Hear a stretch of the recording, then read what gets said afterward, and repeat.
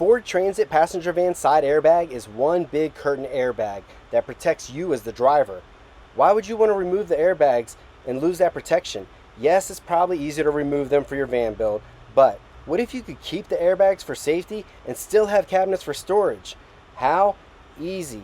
You can use brackets, 80/20, channel struts, and MDF boards, and then we can also add LED lights, fans, and anything else we want to it. Here, I actually did it with scrap material I had laying around, and if I can get this done, you can get this done. Here's how. All right, so this is how we're gonna build our cabinets around our airbag system. A lot of people want to unplug them and not use them and put in the resistors so they don't get the error codes. I'm gonna show you how to keep them. Use the existing holes that Ford has. I'm gonna add plus nuts. This is a 10-inch quarter brace, quarter 20 nut, quarter 20 lock washer, and a bolt. Then we're gonna use another 8-inch shelf, and we're gonna cut that off and attach it like that. We're gonna have to drill holes into the bracket to match up with the existing holes.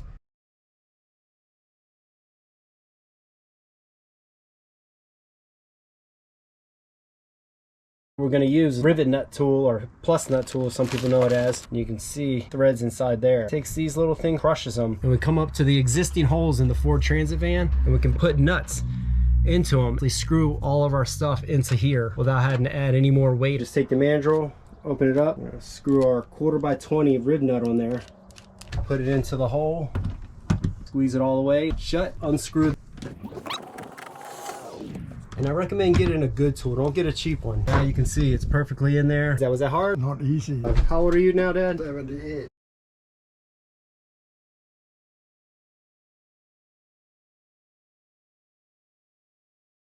And we'll know if it's level when we put the level across here this way, and we're going to put it lengthwise. This is what the bracket looks like when it's installed. So we got our 2 bolts into the body. We have our shelf, which we cut off and turned around. So that's going around the airbag, so you can see there's room in there for anybody that wants to know how close it is.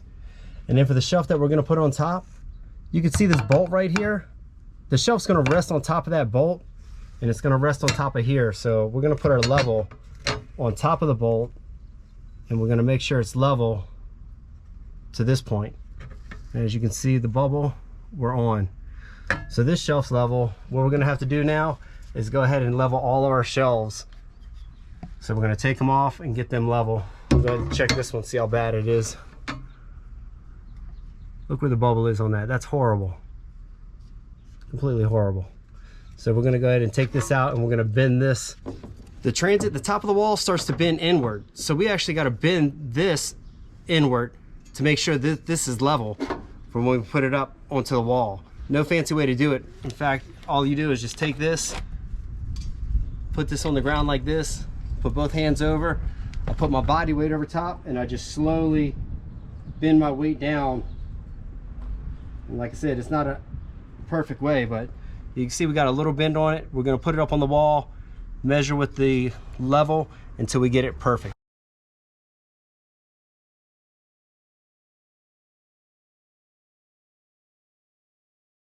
So what we're going to do next, put it on the back walls to our cabinets. Here's what we're going to use. It's a poly wall. It's really easy to clean, moisture resistant. Cut this into 12-inch strip like we did here. It's going to put it up on the wall.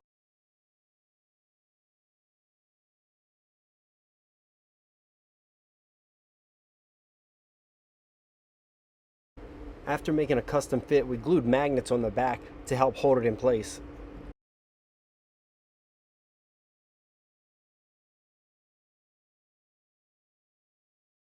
To connect the rest of the cabinet, use this hole right here. We're going to put a plus nut, and we're going to use the rivet nut tool here.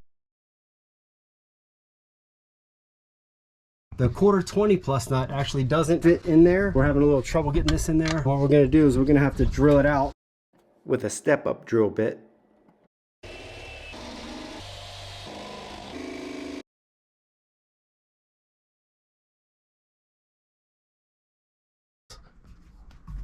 We got this piece in, and now we need to connect to the ceiling. So we went ahead and put in some plus nuts for the ceiling. The only problem is when you look at it from the side, got a little bit of an angle going up. So what we're going to do is we're going to take some HDPE, and we're going to use a 1 3/4 piece, and we'll shave off 4 degrees.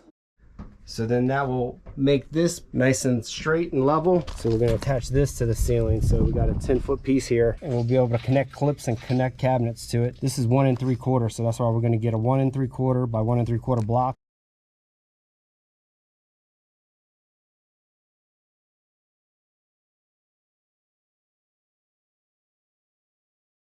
So this is the HDPE hard plastic. We have a 1-inch thick piece here. Cut this 1 3/4 strip. Now we adjust our blade to 4 degrees. And what that does, it actually puts a angle on the blade, and we'll measure it just enough to touch the edge of it.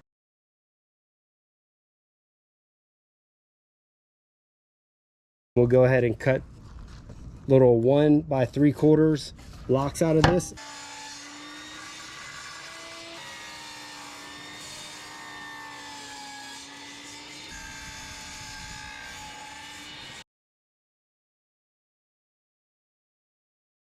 And what we're going to do is all the way down the length where all these plus nuts are, we're going to actually add this. You can find this in the electrical section of your hardware store. So it's called a channel strut. We're going to turn it up like that and attach it just like that. What we're going to do is when we attach to here with the 4 degrees, we're going to be able to attach the channel strut to that. These are the bolts we're going to use to attach the channel strut. 1/4 by 20 by 2 inch. We're going to use a fender washer just because these holes in the channel strut are kind of big. HDPE, and we're going to attach that directly to the ceiling. So that's what it's going to look like when we're done. And it'll attach right to the ceiling. And then here's our unistrut and the HDPE block that we cut out. A little bit of a gap here which we'll put our insulation in.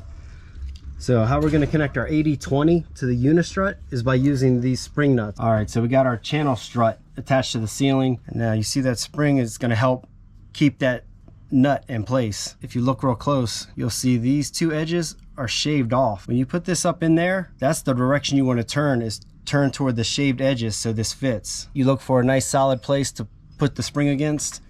You're going to push this up and then turn it in the direction where it's cut off at. And then once you get it perpendicular, you got a nice 1/4 20 nut that you can attach your 80/20 to. You can also slide this to wherever you need it, but don't do that. That popped through like the big holes in the channel strut. But you can see you can slide it to wherever you need it. All right, so now that we got all these leveled out, the next step was to put up our plastic, which covers all of our wires, insulation, and our ductwork for our AC. Now you can see the AC vents sticking out. So now the next step after this is we're going to install the ceiling for the cabinet, and we're basically going to attach to the 5/16 plus nuts that we added here. We'll get these in and we'll get everything installed to that next.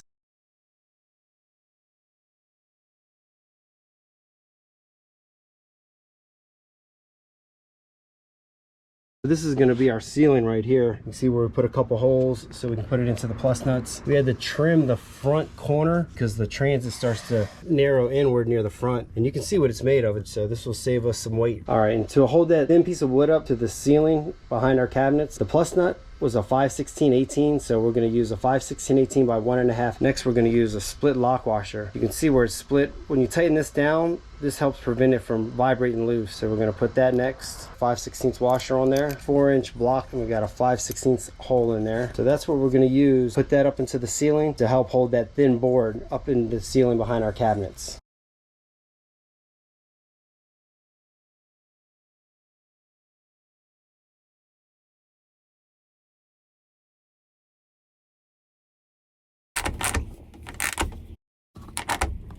And you just want to tighten it down until that lock washer is flat.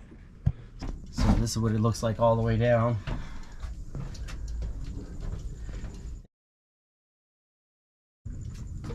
And then if you can see on top, there's a gap in there. So we're just going to go ahead and fill that gap with the 3M insulation. We have our shelf up for our cabinet. It's just one long piece, and this is MDF. What we're going to do is we're going to take another channel strut and we're going to run it along the outside of this board, and we're going to use 80/20 to connect the two channel struts. It's like 10.5 inches. We're going to have to cut the 80/20s. All right, so we have the top channel strut up. To connect the bottom channel strut, what we did was build these 80/20 with a 3-inch bracket. To connect it, we use 5/16 by a 1/2 inch hex bolt, 5/16 split lock washer. These nuts, which you can slide down the channel and then screw your bolts into. Got the shelf up screwed in, so this is nice and solid. It's all one piece, and this is basically what it looks like. We have the top piece that'll connect here, then we have our bottom piece which will connect to the bottom channel strut. On the back side here we have another piece. We'll slide it down and connect it into the actual shelf, so it'll all become one unit.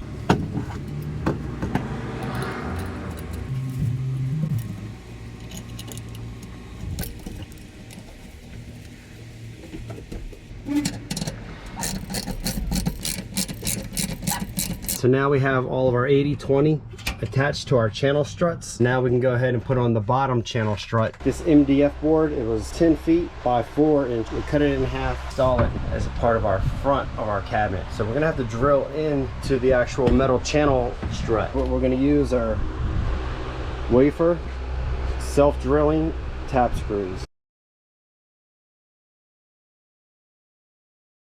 Next, we went ahead and put 2 plus nuts into each rib of the ceiling, and we attached the MDF board to that, and that was used to hold up our insulation. And here you can see how we countersunk the hex nuts, and we also used split lock washers under here to prevent it from rattling loose. And now you can see all the way down the insulation is being held up by these ribs.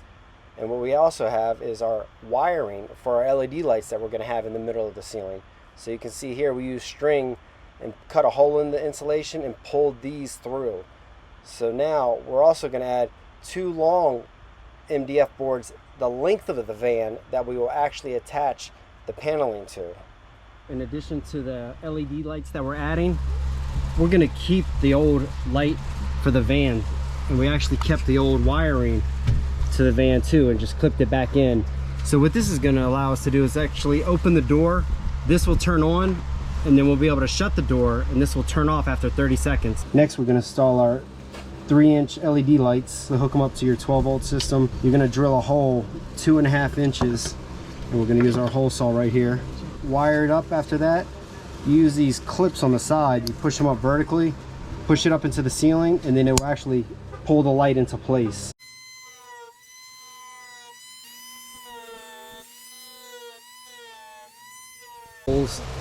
We pulled the LED lights through with our string.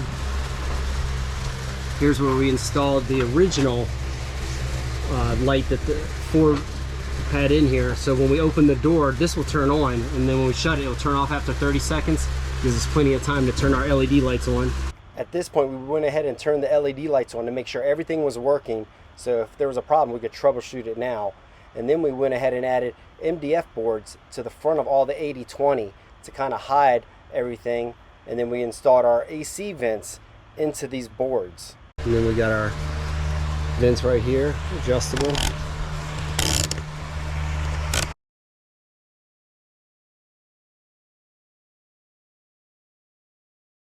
You can see we're starting to put up the carpet underneath the cabinet shelves, and it's going to be used to hide the airbags which we left in. We're going to use magnets on the other side and hold it to the metal, so that way in case the airbags do go off, these will be able to just blow right down. We got our 360 fan here installed. Pre-existing outlets that Ford put in, we rerouted them to 3 vents, which actually blow a lot more air than the 10 vents they had. We got the carpet stapled up to the bottom of the shelf to the wood. You remember the channel struts that we had underneath. Carpet is just kind of like dangling down. So to fix this, we're gonna go ahead and cut 1.5 inches from the magnet strip. We'll go ahead and glue it with the E6000s. We'll go ahead and cut a bunch of 1.5 inch strips from the magnet, and we'll get that glued up. Okay, so you can see we have the carpet attached underneath the shelf, and then we had it hanging down all the way. So what we did is we went ahead and trimmed it, and we trimmed it so that when we fold it up, we can actually put it up underneath, and to hold it in place, we're going to use magnets. So this is a big sheet of car magnet right here. And what we did was we used a ruler and we cut out little strips like this. So what we'll do now is we'll glue this onto the back of our carpet. If there's an accident, the airbags will easily be able to blow this down. And we'll take a look back here. You can see we didn't touch the airbags. We also trimmed the shelf up above the airbags, so there's no way it's going to interfere. And you can see the whole airbag system here is underneath. You can see back here, it doesn't touch it. Let's see if I can get that in there, get a good view. There you go. You can see the brackets that we use, shelf brackets. Now we're using the carpet to get everything covered up, like you can see on this side. And then we're putting carpet on the back here. And that's just to hide these bolts here and how we connected with the wood here. So it's just gonna cover it up. Then we're gonna put cabinet doors over top of this. We're able to have LED lights. We also have a 360 air fan connected. And then all of this can still blow down. Here you can see the airbags we built behind it. Come under here, you can see we connected it with magnets, and then we use a little bit of Velcro. And then you can see here, they have the headliner here. And you can see how hard and dense that is. And then we're gonna have the carpet over here. Then we used MDF board for the end of the cabinets. So we put the ends on, and now we have the carpet finished. Now we got to go ahead and put up the cabinet doors. So now we got the shelves. These are the back, the plain whites. And you can see the epoxy that we put on there on the front. For the hinges, you're just going to drill out a 35mm hole. I think it's 1 3/8. And then you're going to put your hinges into here and then screw these into place. Once we get this done, we can go ahead and then screw through here into our top part of our shelves that we're going to attach it to.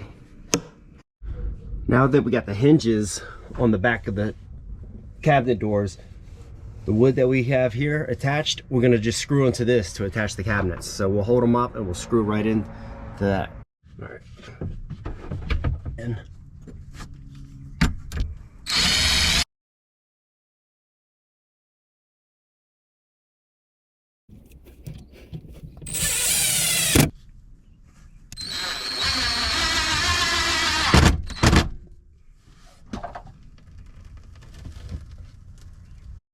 so with that, we're done. We have the carpet up, we have our cabinet doors in, and everything works over top of a functioning airbag system, as you can see here on the right.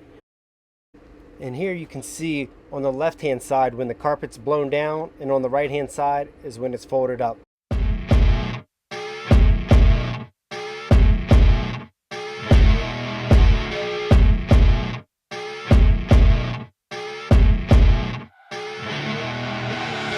I see her rolling up, Uber black Cadillac, high heel boots and a sexy body full of tats. Baby's bad, oh baby's hella bad. After her there ain't no coming back. Wanna take a run at that.